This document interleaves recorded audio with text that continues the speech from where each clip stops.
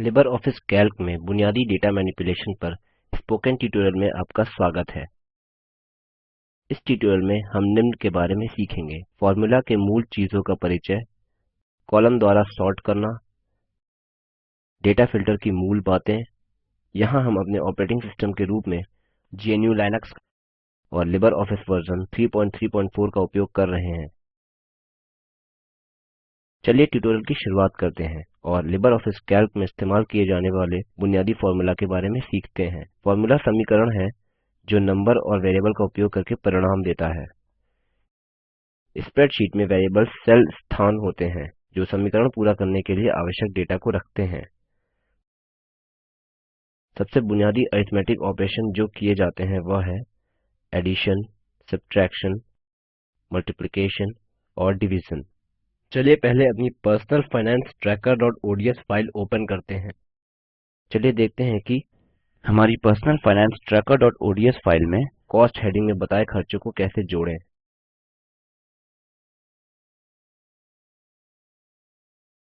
हम sum total नामक heading miscellaneous के नीचे देते हैं और हम सेल A8 पर क्लिक करते हैं और सीरियल नंबर 7 देते हैं।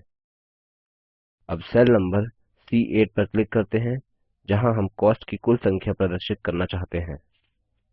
सभी कॉस्ट को जोड़ने के लिए हम टाइप करते हैं इस इक्वल टू सम और कोष्ठक में जो कॉलम जोड़ने हैं वो हैं C3 कोलन C7। अब हम कीबोर्ड से एंटर प्रेस करते हैं। आप देखते हैं कि कॉस्ट के अंतर्गत सभी आइटम जुड़ जाते हैं। कैल्क में सब्ट्रैक्ट कैसे करें यह सीखते हैं।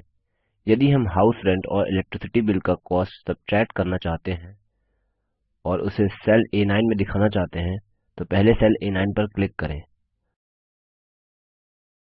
अब इस सेल में टाइप करें इस इक्वल टू और कोष्ठक में संबंधी सेल रेफरेंस जो है C3 माइनस C4। कीबोर्ड पर एंटर की प्रेस करें। हम देखते हैं कि दो सेल रेफरेंस में कॉस्ट सब्ट्रैक्ट होती है और परिणाम सेल नंबर A9 में प्रदर्शित होता है। बदलावों को अन्डू करते हैं। उसी तरह हम अलग अलग सेल में डिवाइड और मल्टीप्लाई कर सकते हैं।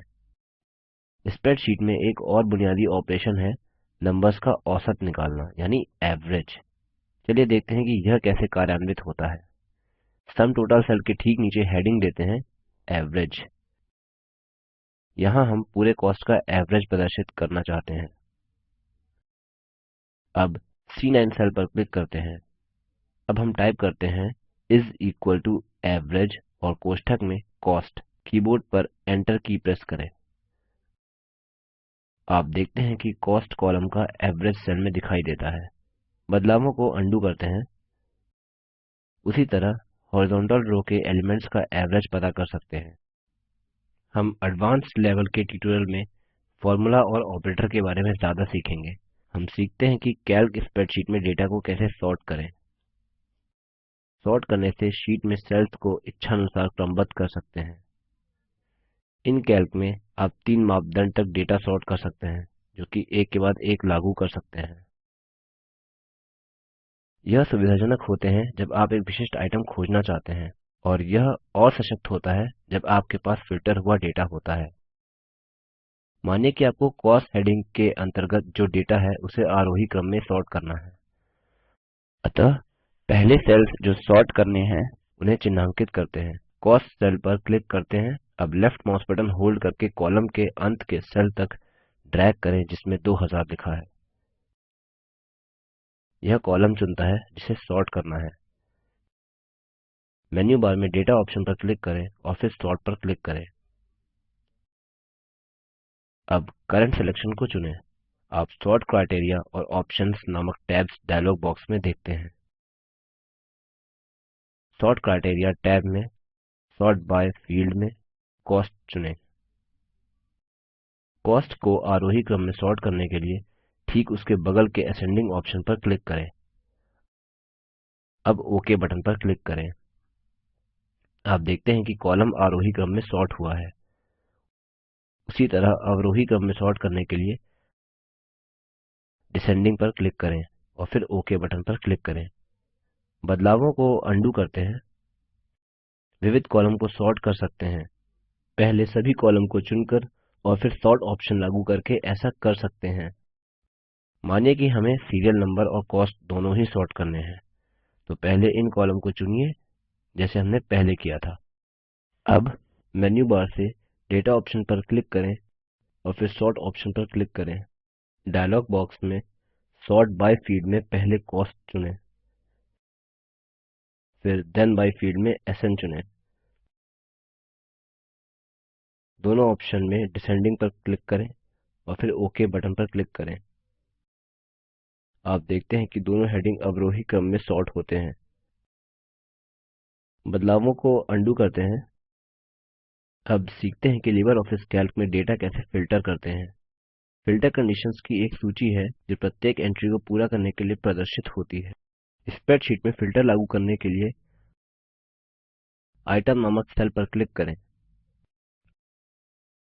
अब मेन्यू बार में डेटा ऑप्शन पर क्लिक करें और फिर फिल्टर पर क्लिक करें। पॉपअप मेन्यू में ऑटो फिल्टर ऑप्शन पर क्लिक करें। हेडिंग्स पर आप एरो चिन्ह देख सकते हैं। आइटम नामक सेल में डाउन एरो पर क्लिक करें। अब यदि आप चाहते हैं कि सिर्फ इलेक्ट्रिसिटी बिल से संबंधित डेटा ही प्रदर्शित हो, तो इलेक्ट्रिसिटी बिल ऑप्शन पर क्लिक करें। आप देखते हैं कि इलेक्ट्रिसिटी बिल से संबंधित डेटा ही शीट में प्रदर्शित हुआ है। बचे हुए ऑप्शन फिल्टर हुए हैं। सभी डेटा को देखने के लिए आइटम नामक सेल से डाउन एरो पर फिर से क्लिक करें और ऑल पर क्लिक करें। हम देखते हैं कि हम अपने लिखे हुए डेटा को अब देख सकते हैं। ऑटो फिल्टर के अलावा दो और फिल्टर ऑप्शन हैं, स्टैंडर्ड फिल्टर और एडवांस्ड फिल्टर, जिनके बारे में हम बाद में सीखेंगे। अब हम लिबर ऑफिस कैल्क पर स्पोकन ट्यूटोरियल की समाप्ति की ओर हैं। हमने निम्न सीखा है। संक्षेप में, फॉर्मूला के मूल चीजों का परिचय, कॉलम द्वारा सॉर्ट करना, डेटा फिल्टर की मूल बातें। निम्न लिंक पर उपलब्ध वीडियो देखें। यह स्पोकन ट्यूटोरियल प्रोजेक्ट को सारांशित करता है। यदि आपके पास अच्छा बैंडविड्थ नहीं है तो आप इसे डाउनलोड करके देख सकते हैं। Spoken tutorial project team spoken tutorial का उपयोग करके कार्यशालाएँ भी चलाते हैं। उनको प्रमाण पत्र भी देते हैं जो ऑनलाइन टेस्ट पास करते हैं। अधिक जानकारी के लिए कृपया हमें contact@spoken-tutorial.org पर लिखें। Spoken tutorial project talk to a teacher project का हिस्सा है। भारत सरकार के एमएचआरडी के आईसीटी के माध्यम से राष्ट्रीय साक्षरता मिशन द्वारा समर्थित है।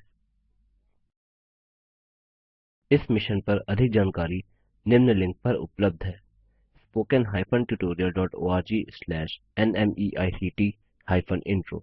यह स्क्रिप्ट सकीना शेख द्वारा अनुवादित है तथा आईआईटी बॉम्बे की ओर से मैं रवि कुमार अब आपसे विदा लेता हूँ। हमसे जुड़ने के लिए धन्यवाद।